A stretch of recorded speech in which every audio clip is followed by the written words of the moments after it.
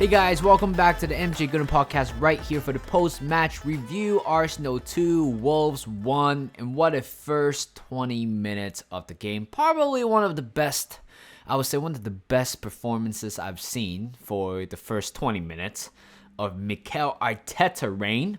I think the last time where we actually have a very dominant start of the game was 2015, 2016 against Manchester United. I believe we scored 3 goals within, 20 something minutes. But this is pretty much what we witnessed today. A very strong start, but at the end of the day, it was a very nervy finish. Yes, I'm a little bit disappointed with the way how it went towards the end or towards in the middle. I feel like the scoreline does not quite reflect how dominant we were throughout the whole game. It was just an outlier. It's one of those games where, it is an outlier in general, because I feel like the first 20 minutes we were so in control. Offensively, we were very good for a while in the Premier League. Certainly one of the best in the first 20 minutes, or at least in the first half, because, if you guys probably remember, I feel like in other games, we really had to grind out a win. We had to grind out for the first goal. Teams would be sitting deep, doing low blocks against us. And today, it was something different, at least. I feel like Wolves are, in a way, doing low blocks, but this time we somehow found a way to work around the low blocks, and it worked out perfectly. So let's talk about the starting 11. Ryan Go, which I think it is the most common knowledge right now. I feel like he is certainly extending or staying in Arsenal right now. It's just all about the official announcement of his permanent signing to Arsenal. Back four, Zinchenko, Gabriel Saliba, and also Tomiyasu. In the middle, we got Trossard, Declan Rice, Odegaard. From 3, we have Martinelli, Jesus, and Saka. It's pretty much what I would expect from Arsenal, except that I thought, Kai Havertz might be coming on, which I read a tweet somewhere saying that it's a good choice, actually, because you know what? You actually want more from Kai Havertz, right? You certainly want him to perform a little bit more than what he already did in the RC Lens. He still needs a way to find his way back into the team in a way.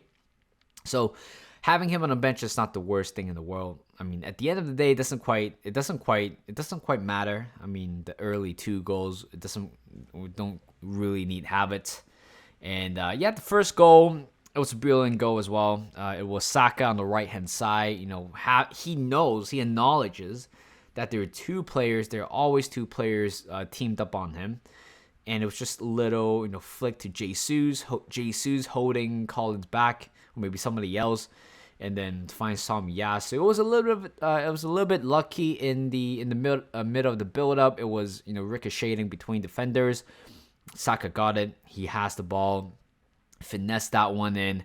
We scored the first goal within 6 minutes. And later on, Odegaard scoring probably one of the. I think this is definitely, in terms of team goals, I think this is one of the best. It's all passing. Saka whips it in, couldn't find anybody. Zinchenko was at the far post. Zinchenko finds Jesus just to lay it off. Simple 1-2 play. Zinchenko finds Odegaard, and in that area, you just know Odegaard will not miss it, and he strikes that one perfectly. We made it 2-1. We made it 2-0, and I thought there were quite a bit of chances here and there for Arsenal. Trossard had one. It was a very good ball from Odegaard, but it was a good save by Jose Sa, who also came off the game because of an injury. And I'm sure there are more, but because the game happens 2 days ago, I'm still kind of remembering what happened. But and that's pretty much it. Second half, we got a few chances. I think there's one where Tomiyasu whips across into the middle to Jesus. And to me, it's not a penalty because it was quite soft. And second of all, I feel like Jesus should have done better. I just have to say it. He should have done better in that situation. He pretty much got everything. He pretty much has all the advantage he has in that cross, but somehow couldn't really lay the head to it. And I'm so sorry. I should close my door when I recorded. I think I saw my window open right outside my living room. And there was, I think that was pretty much it. I'm sure there are more chances here and there, but we just couldn't capitalize. And this is the problem, because I feel like every time we score 2 goals, and right now there's a cliche saying that 2 goals is the most dangerous scoreline. To Arsenal, it is. You have no idea how many times Arsenal has lost the lead after scoring first, or after scoring the first 2 goals. We drew to West Ham United last year. We drew to Liverpool last year, and I felt like at one point, if we don't capitalize, our chances, we're not gonna win this game.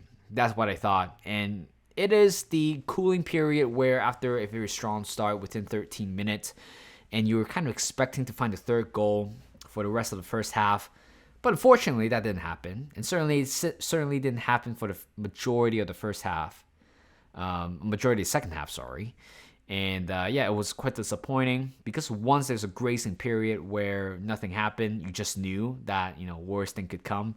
And turns out the worst thing came was the Zinchenko mistake at the back.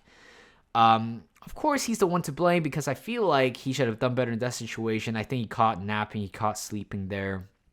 But we all thought, his defensive instinct, his defensive ability has improved this year compared to last season. But still, the little bit of a mislap from him still there. And thank God it didn't cost us anything. Because I'll be very, very mad. I'll be very disappointed if we somehow conceded another one. Actually, Raya, I think he played pretty well. Distribution-wise was amazing. And the goal scored by Cunha, you can't really blame on Raya. That was a very good finish. But yeah, it was just a little bit of a defensive mishap at the back, allowing the goal to score in, which allowed the game to kind of feel like turn against us. And there was also another play with Eddie. I think he should have scored there. He has tons of times in front of him. Hits the inside of the post. I was hoping the ball would just slowly rolls the ball in, but it did not happen. Instead, we just have to grind out for the rest of the game. And honestly, it doesn't even feel good after the win, if I'm being honest. Yeah, I mean, I feel like we should be grateful with the result because we won. Because at one point, or for a good span of 24 hours, we were 4 points clear off top. Was still City and also Liverpool still have a game to play. And you thought, you know what, it's fine. But then I feel like this is the game where, in terms of the goal difference, we should have probably capitalized that. Because this is the game where we should be leading by 4, 5, or even 6 goals. Just trying to widen that goal difference a little bit compared to City, which I thought we should have done a little bit better in that scenario. I feel like offensively we're still kind of lacking, even though the first 13 minutes was really, really good. But again, you can't really fault majority of the players. I'm happy for the win, but should have been better. I mean, knowing about the nature of the game, it's not like playing against, for example, United. I'm okay winning by 1 goal. If we beat Man City winning by 1 goal, that's okay because it's a hard fought grind in the end. But with this, it's just completely different. It's again Wolves. I mean, a lot of times where the opposition or the referee just kind of did them dirty at times.